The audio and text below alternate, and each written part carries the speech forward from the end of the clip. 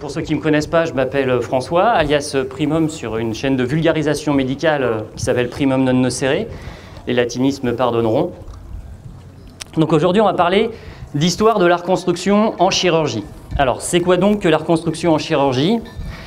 Je pense que tout le monde voit à peu près de quoi il s'agit quand on parle de chirurgie. La chirurgie, c'est une discipline qui permet à des mecs d'ouvrir d'autres mecs pour soit en enlever des morceaux, soit pour les réparer ou les reconstruire. Alors, c'est pas exactement la même chose, la réparation et la reconstruction. C'est un peu comme le bon et le mauvais chasseur, hein. La réparation, c'est un patient, il arrive, il est abîmé, mais il y a tous les morceaux en place. Donc, il suffit juste de réparer le bonhomme. Alors que la reconstruction, c'est le patient, il arrive, il est abîmé, mais il manque des morceaux. Donc, il faut trouver un moyen de remplacer les morceaux manquants. Alors, pour ça, il y a deux solutions. Soit on amène du matériel de l'extérieur, c'est-à-dire les prothèses ou des implants, soit on utilise directement des morceaux du bonhomme pour le reconstruire. Et c'est de ça dont on va parler. C'est l'utilisation des morceaux de bonhomme, comment a évolué l'histoire de l'utilisation des morceaux de bonhomme pour reconstruire les patients mutilés et abîmés. Alors l'utilisation d'un morceau de bonhomme, alors ça peut être de la peau, ça peut être du gras, ça peut être du muscle, ça peut être de l'os. Ça s'appelle un lambeau en médecine, donc c'est un terme que j'utilisais excessivement souvent, puisque c'est la base même de la reconstruction. Donc lambeau égale morceau de bonhomme qu'on déplace pour faire de la reconstruction. La chirurgie, on en fait depuis longtemps, très longtemps. On en fait depuis la nuit des temps en fait, hein. Depuis que l'homme a été blessé, on fait de la chirurgie. On a trouvé des traces de chirurgie dans la Grèce antique, on a trouvé des traces de chirurgie en Égypte ancienne, on a trouvé des traces de chirurgie chez les Assyro-Babyloniens, ça commence à remonter. Et on a trouvé même des traces de chirurgie au néolithique, c'est-à-dire chez les hommes préhistoriques. Sur les crânes d'hommes préhistoriques, on a trouvé des traces de trépanation, c'est-à-dire d'ouverture de la boîte crânienne, et des traces cicatrisées, c'est-à-dire que les patients avaient survécu à l'intervention, ce qui est quand même un exploit à l'époque. Mais la question, c'est de quand date la reconstruction? Alors, est-ce que vous avez une idée de quand date la reconstruction? Alors, on va faire le vote du public, ça vous va? Tout le monde voit à peu près? Donc, je vais vous poser plusieurs propositions. Alors, avant JC, on va l'appeler JC, hein, ça sera plus facile. D'ailleurs, je vous propose tous les trucs, on fera ça après.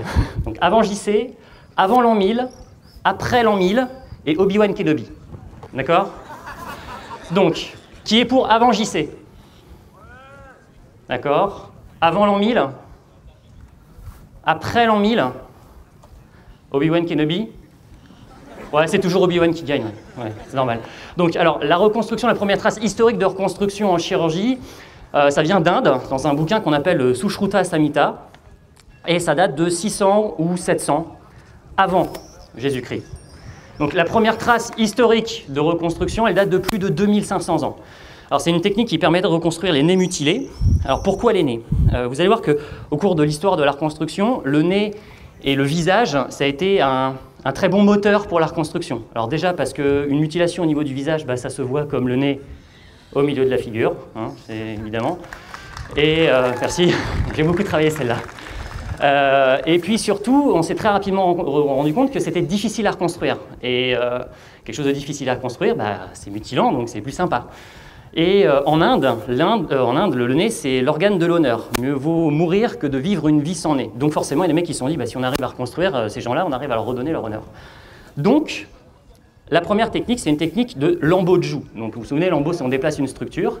Donc il découpait une partie de la joue, il la décollait, et il la faisait avancer pour reconstruire le nez. Donc il mettait des roseaux dans le pif pour laisser les narines en forme, et puis il faisait suturer tout ça.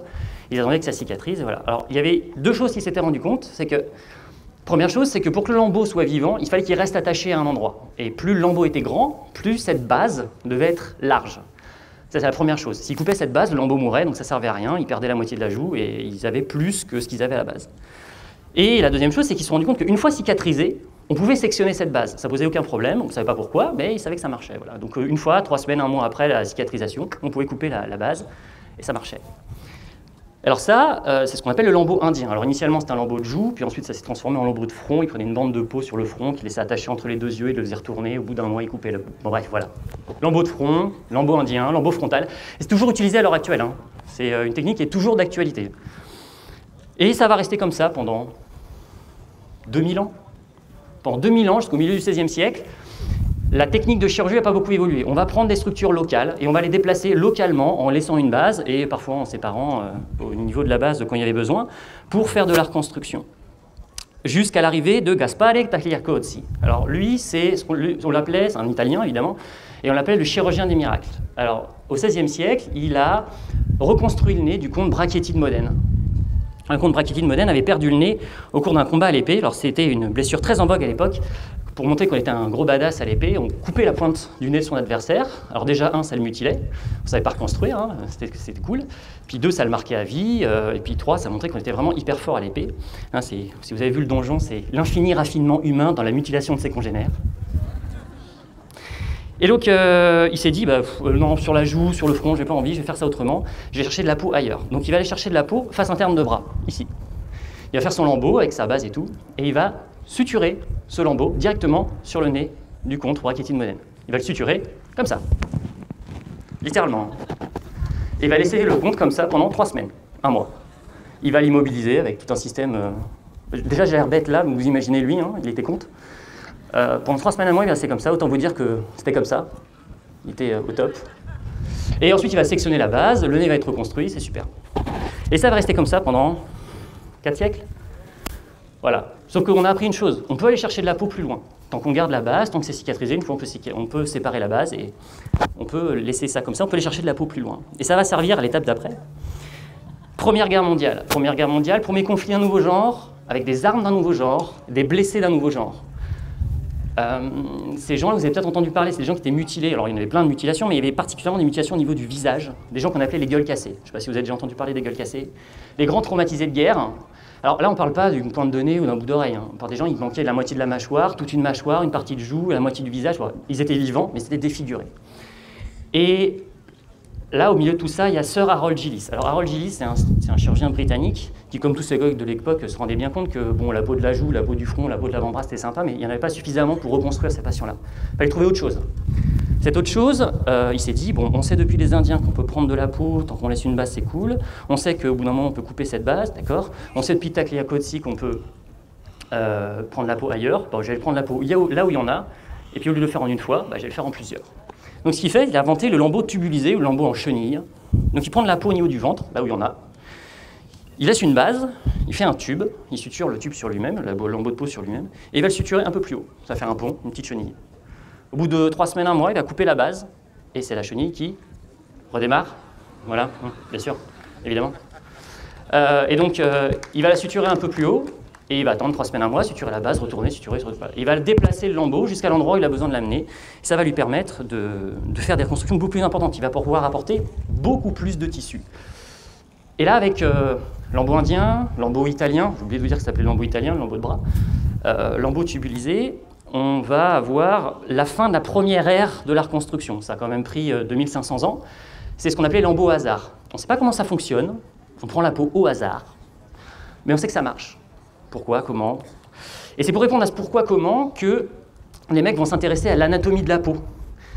Peau qui n'était pas considérée comme un organe à part entière. Et là, ils vont se rendre compte d'une chose très importante, c'est que la peau, c'est un organe à part entière. Votre revêtement cutané, de vos orteils jusqu'à votre cuir chevelu, c'est un organe unique, avec plein de propriétés, hein. C'est une première défense, il y a plein de choses, quoi. Et surtout, elle a, comme tout organe, besoin d'artères et de veines pour vivre. Et donc ces mecs-là, ils vont cartographier, ils vont faire un travail de titan, hein. Ils vont cartographier chaque centimètre carré de la peau pour savoir exactement comment elle est vascularisée. Et ils vont se rendre compte de plusieurs choses. Alors, le premier à travailler là-dessus, c'est Michel Salmon, c'est un Français, cocorico. Il s'est rendu compte que la peau était divisée en très grands secteurs. Des grands secteurs avec, au milieu de chaque secteur, une artère et une veine principale, qu'on appelle un pédicule, qui venait de la profondeur. Et alors, ça permettait de dessiner des grands secteurs, hein, je sais pas, la cuisse, l'épaule, le thorax, une partie du scalp, on s'en fiche, il y a des secteurs, quoi. Et ces secteurs, ils étaient fixes dans le temps et dans l'espace, d'un individu à l'autre. Ils étaient toujours au même endroit, et d'une espèce, d'une race, n'importe quoi, comme vous voulez, d'une ethnie à l'autre, c'était toujours au même endroit. Et c'était assez important parce qu'on savait maintenant que si on découpait à cet endroit-là, vu que le vaisseau était au milieu, on savait que toute cette zone de peau allait vivre. Et le deuxième à avoir travaillé beaucoup là-dessus, c'est Ian Taylor. Alors Ian Taylor, c'est pas un tailleur, c'est un... Enfin, si, d'une certaine façon. C'est un Australien, un anatomiste, qui lui s'est rendu compte que, ok d'accord c'est sympa, on a un pédicule, un secteur vasculaire au niveau de la peau, c'est super, mais le vaisseau il va en profondeur, il vient de quelque part. Et il s'est rendu compte que si on gardait ce vaisseau, Et tout ce qu'il y avait autour, muscles, peau, gras, os, tant qu'on gardait le pédicule vivant et tout ce qu'il y avait autour, on pouvait prendre tout ce qu'il y avait autour. Et là, c'est la nouvelle ère de la reconstruction qui commence.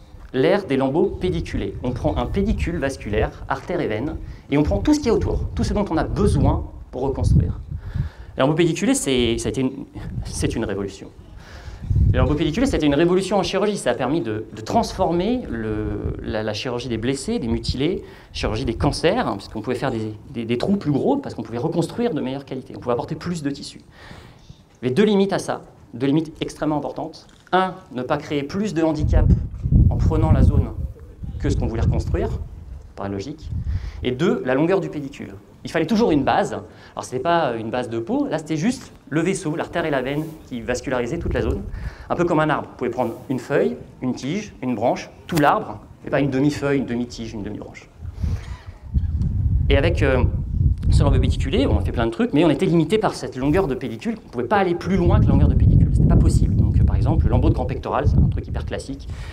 On prend le muscle pectoral, la peau, tout le pédicule, ça permet de reconstruire le thorax, le ventre, un peu l'épaule, la face, mais on ne peut pas aller reconstruire la cheville, c'est pas possible. On est obligé de se contenter de choses régionales. Et ça a énervé un mec qui s'appelle Harry Bunk. Harry Bunk, c'est un chirurgien de San Francisco. En 1950, il est interne, il est jeune étudiant en médecine, et lui il se dit « Ah, c'est pas cool, moi je veux me séparer de ce pédicule. Ce serait vraiment super génial si on pouvait faire exactement la même chose, sauf qu'on coupe l'artère et la veine, et on va la rebrancher ailleurs. » Et pendant 15 ans, il va s'atteler à faire ça. Alors il y avait deux problèmes à l'époque. Un, ça n'avait jamais été fait, on ne savait pas si ça pouvait faire, si ça pouvait marcher. Et puis deux, il n'y avait pas ni les instruments, ni les techniques, ni les fils pour faire des sutures au microscope de vaisseaux de 1 mm de diamètre. Et Harry Bunk, dans son garage, pendant 15 ans, il va inventer la microchirurgie, littéralement. Il va inventer les instruments, il va inventer les techniques, il va inventer les fils, il va inventer la discipline. Et il va faire de très nombreux essais et de très nombreux échecs. Est-ce que vous connaissez la différence entre un maître et un élève? Un maître a échoué plus de fois qu'un élève a essayé. C'est exactement ça. Harry Bunk a échoué. Il a échoué pendant 15 ans, dans son garage. Il a fait ça sur des lapins. Il a pris les oreilles des lapins, il les désinsérait, il gardait juste l'artère et la veine de l'oreille, et il a essayé de nombreuses fois, pendant 15 ans, de réimplanter ses oreilles de lapin.